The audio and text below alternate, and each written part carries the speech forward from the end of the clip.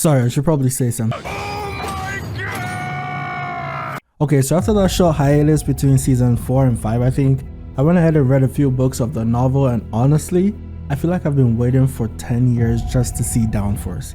And after seeing it, despite how rushed season 5 has felt, it was worth the wait. This might be the most beautiful chapter in the whole series for me. The colors, the shit talk, the disrespect, the power, the abilities, the savagery, the comedy. It had everything, the long panels. That shot of Arthur and Sylvie just walking past Lucas deserves to be my new wallpaper. That moment alone is indicative of how Arthur feels about Lucas and also how strongly he feels about Tess. Because you know he saw a lot of dead bodies and teachers on the way, like Claire was just hanging up there chilling like a human kebab, but Arthur just pulled up with tunnel vision. I guess it makes sense because of his other encounters with Lucas. If it had turned out that Tess was killed by Lucas, Arthur would definitely break apart and he would blame only himself. She was supposed to come home with him in the last few chapters and he let her go. Okay, enough of this sappy shit, let's talk about the fight. Was it a fight? I don't know what to call it, but let's just start with my thoughts in order as I read. First off, I thought Sylvie was gonna eat him up. The first time we saw Sylvie in her dragon form, it was like, oh shit, that's sick. But in this chapter, it was like, oh shit, we're gonna die. Arthur is walking through the fire with his eyes set on one thing. Lucas is scared like usual and trying to mask it by stupidly taunting Arthur, and he just casually walks past him like he doesn't even exist. He realizes that Tess is okay, and at the same time, Sylvie just shouts at Lucas to shut him up basically. And from here, we see how intimidating Arthur's killing intent is.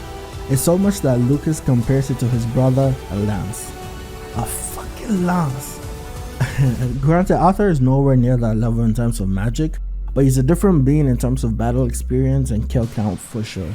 But Arthur finally realized his mistake for leaving Lucas alone all this time, and one of the sickest things happens. So Lucas uses his fire spell, Hell's Ring, and Sylvie warns Arthur, who mind you is in his normal state, that in the next scene he just says, "It's fine, Sylv, with Realm Heart, bro." Let's just enjoy this panel for a bit, because holy shit, this isn't even the best one. The one on the next page made me drop my phone at work. I was thinking about why this chapter made me so happy, and I realized it's because of the brilliance of how the events played out. Ever since we saw Lucas, I've hated him. Like, not only was he cheating already in a way with all the elixirs his family gave him, but he was also half elf, meaning half of him was a magical being, so he was already a notch above everyone else and he knew it.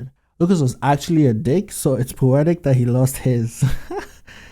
Okay, I'll stop. But I'll give props to the writer, because making a fictional character this detestable is honestly not easy. I say it's not easy because at the end of the day, you can just be like, oh yeah, he's just a Jordan. But the way Lucas pisses me off was not normal. So in a way, I feel like this chapter was made just for me. Anyway, from like page 74 on was just beautiful. The colors from Arthur's Realm Heart mixed with Lucas's orange or red flames, plus the light blue from the ice and the purple from the... Like, Arthur literally did a Kyoshiki Murasaki like Gojo did, and the fucker Lucas lost his arm. It was at that moment he knew he fucked up. I mentioned earlier how Lucas was on a higher plane than most people with the elixirs and the half-elf thing, but for someone that's conceited, it seemed to find out that he was just merely a fire mage while Arthur was a quadra elemental with some deviance was such a fuck you moment. I don't pray on people's downfall usually, but Lucas needed a wake up call. My only regret is that he won't be able to walk by Arthur in the hallway and get scared shitless. Side note, I've been reading Classroom of the Elite and this moment was similar to a volume 7 event. No spoilers. Okay, so let me just list off what Lucas suffered in this chapter. He was left talking to himself. He was told to shut up by a dragon somehow. His left arm got shot off, his right arm got frozen and broken to pieces. His left leg got squashed, his right leg got squashed. His pupils changed shape. They actually look like Sasuke's Mangekyo. And his balls got squashed. Arthur not only broke him emotionally, but he literally destroyed his body, soul, and if not for Baron, his bloodline too. I mean, after Lucas lost both arms and legs, it's not like he was going to be having sex anytime soon, but Arthur still took away his prized jewels. Arthur said, yeah, we're not risking anything, fuck your kids.